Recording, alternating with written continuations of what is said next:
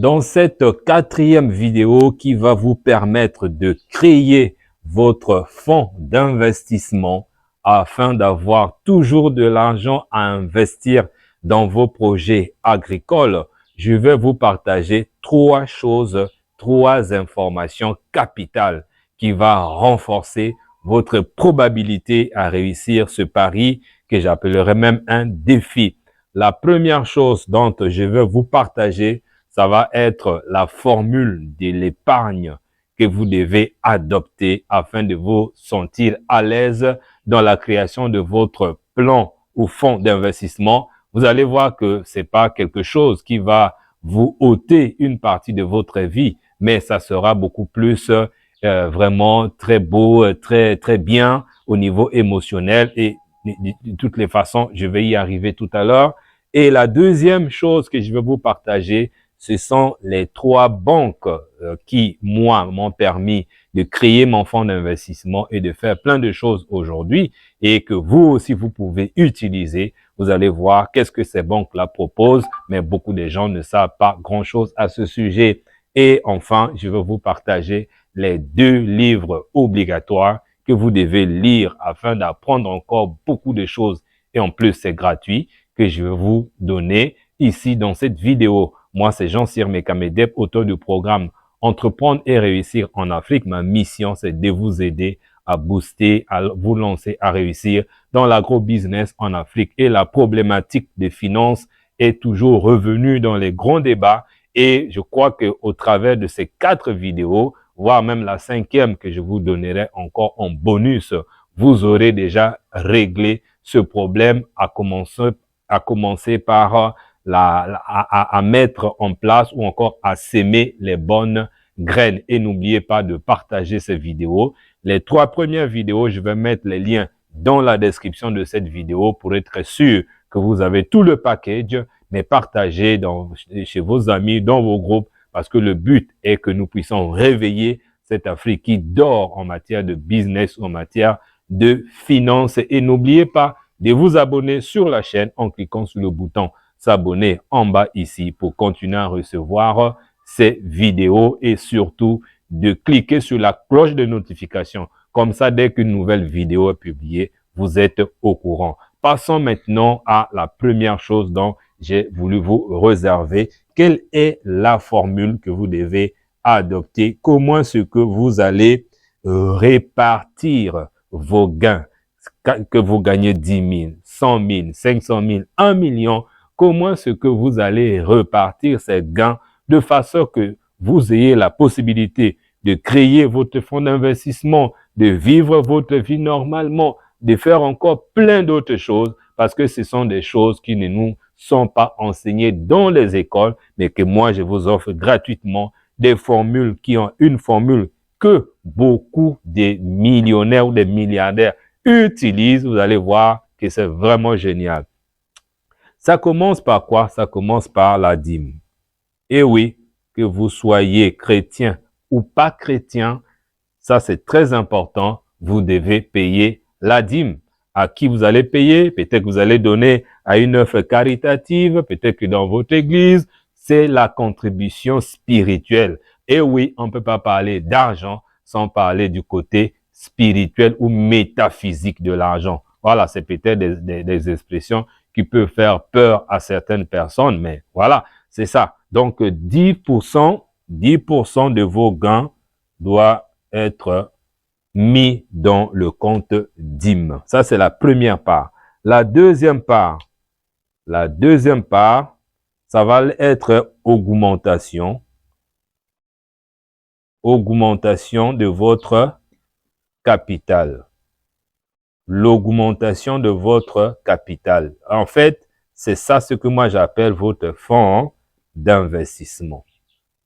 Dans votre épargne, dans votre argent que vous allez gagner, non, ça c'est l'augmentation du capital. Ça, c'est pas encore le fonds d'investissement. Ça, c'est l'augmentation du capital de votre business existant. Il se pourrait qu'en ce moment, vous êtes en train de développer déjà une activité, mais cette activité, pour grandir, a besoin d'un renforcement de capital. Et dans vos gains, vous devez prévoir ça. Donc, augmentation du capital pour le business existant. Voilà, business existant. Et là, la part, c'est 20%. Très bien. Et vous avez nouveau capital. Nouveau capital, ce que moi j'appelle fonds d'investissement. Votre fonds d'investissement, vous allez mettre 50% de vos gains dans votre fonds d'investissement. Et comme vous avez une famille, peut-être que vous n'en avez pas, mais vous en aurez peut-être votre famille, voilà, pour que vous continuez à vivre votre vie normalement, 10%. Aide, nous vivons dans une société là où nous ne sommes pas seuls, il y a beaucoup de problèmes à régler. Et ensuite, la dernière part, ça va être pour les imprévus. Imprévus, 5%. Voilà comment ce que les gens qui réussissent sur le plan financier répartissent leurs gains. Donc, si vous avez par exemple 100 000 francs qui rentrent, peu importe la source, peu importe d'où les 100 000 francs viennent, comme vous avez suivi dans les premières vidéos, ça peut être un partage qu'on vous a fait, ça peut être une rentrée financière parce que vous avez vendu quelque chose, ça peut être, peu importe la source. Dès que quelque chose rentre dans votre compte, dans vos poches, vous devez enlever, si c'est 100 000 francs, vous devez enlever ici, ça va être 10 000 francs. 10 000 francs, c'est la dîme. Ici, ça va être 20 000 francs pour le renforcement de votre capital. Ici, ça va être 50 000 francs que vous mettez de côté pour votre compte d'investissement. Et là, ça va être encore 10 000. Et là, ça va être 5 000. Si on compte bien, on est 10. Ici, ça fait 80. 90. Voilà, là aussi 5 000. Voilà, ça fait 100 000. Voilà. Voilà comment ce que vous devez répartir vos fonds. Et vous allez voir que tout est pris en compte. Tout est pris en compte. J'ai expliqué pourquoi la dîme. J'ai expliqué pourquoi l'augmentation de capital. J'ai expliqué votre fonds d'investissement, c'est de ça qu'on parle. Et vous voyez que vous avez aussi quelque chose pour en vivre. Et le compte imprévu est aussi très important. Nous vivons en Afrique. Les imprévus, c'est pas ça qui manque. Et donc, pour faire face à ça, pour éviter que vous soyez tenté d'aller encore récupérer l'argent que vous avez mis dans votre compte d'investissement, vous avez le compte imprévu qui est là.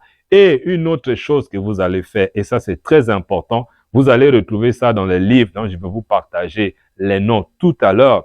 Une fois que vous avez créé votre plan de gestion de votre épargne, vous ne devrez jamais, au grand jamais, bouger un autre compte pour aller renforcer un autre compte. Cela veut dire quoi? Cela veut dire que si des imprévus viennent et que vous avez déjà libéré les 5 000 et que dans votre compte imprévu, il n'y a plus rien, s'il y a un autre imprévu qui arrive, mon cher ami, le mieux, c'est de dire que je n'ai pas d'argent pour faire face à ça. Quitte à travailler, aller, si quelqu'un te devait, quitte à aller lui toquer à la porte pour dire rembourse ma dette parce que j'ai une imprévue, c'est encore mieux que de venir bouger vos calculs ou encore le plan que vous avez fait. Parce que si vous le faites, il y aura une certaine habitude qui va se créer. Aujourd'hui, vous avez bougé votre compte et demain, un autre imprévu viendra, vous allez encore prendre de l'argent dans le compte qui n'était pas prévu, ainsi de suite, ça devient une habitude et tout le travail que vous aurez fait sera multiplié par 0. Vous allez reprendre à 0 et là encore au niveau émotionnel, vous aurez un coup, vous aurez un choc parce que quelque chose vous dira que c'est difficile, vous n'allez pas vous en sortir et voilà, c'est fini, vous avez tout gâté. Donc, respectez surtout cette consigne. Quand vous avez fait votre plan de gestion de vos ressources, vous devez tout faire pour respecter. Je crois que là, vraiment, c'est déjà clair pour vous. On est tombé d'accord. Alors, passons maintenant à la deuxième chose que je vous ai promis. Ce sont les 3 banques que moi j'ai utilisées et qui m'ont aidé à créer mon capital et à faire encore beaucoup d'autres choses. Oui, je vais parler de banques. Je vais parler de banques parce que en matière de gestion financière, il est strictement interdit de garder l'argent par devers soi. L'argent n'a pas été fait pour être gardé dans la poche ou à la maison.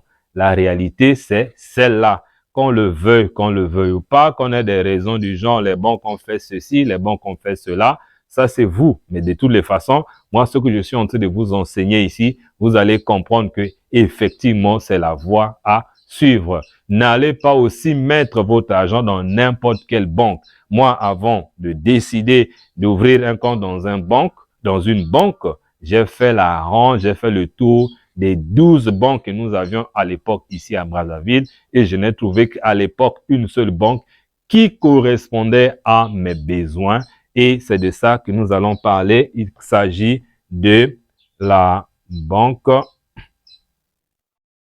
congolaise de l'habitat, BCH. Banque congolaise de l'habitat, c'est la première banque qui m'avait, on va dire, donné envie d'investir. Pourquoi? Parce qu'à l'époque, vous pouviez gagner entre 3% à 3,75% d'intérêt, et ces intérêts peuvent être cumulatifs. Les intérêts cumulatifs.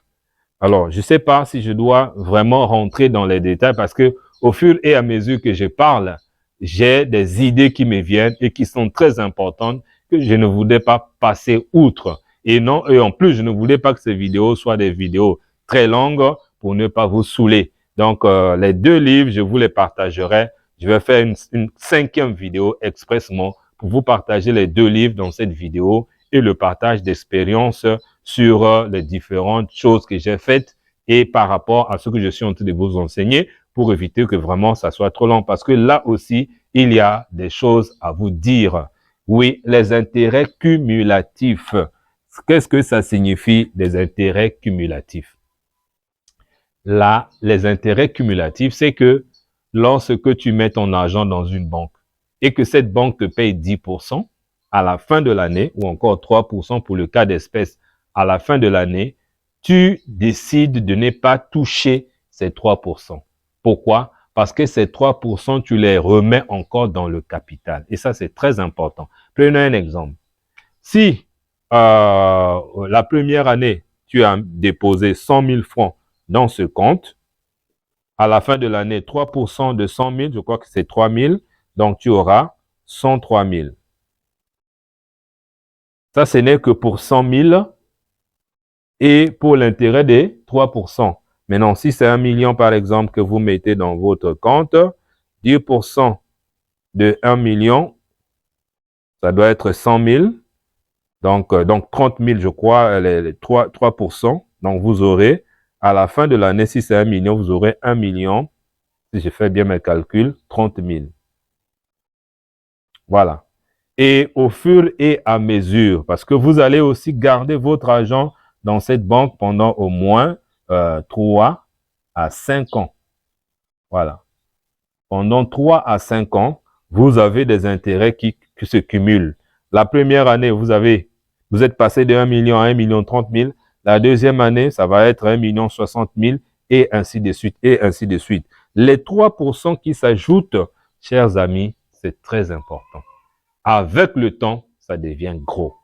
Et cela aussi vous épargne des retraits de gestion de compte. Parce que dans ce compte-là aussi, la banque ne prend pas les frais de gestion comme les autres comptes que vous connaissez, les comptes courants, et même certains comptes épargne dans certaines banques sont susceptibles d'être débités pour la gestion. Mais pour cette banque et pour ce compte, on appelait ça à l'époque plan épargne logement. Voilà, à l'époque, ce compte-là a été créé pour permettre aux gens de construire leur maison, mais moi, je l'ai utilisé pour créer mon fonds d'investissement et à la fin, je me suis retrouvé avec beaucoup d'argent. Et ça, c'est très, très important. Ça, c'est la première banque. Et comme je disais, je ne voulais pas vraiment que cette vidéo dure longtemps. aujourd'hui, je vais m'arrêter là parce que il faudrait que je fasse une autre vidéo pour aller dans les détails. Donc,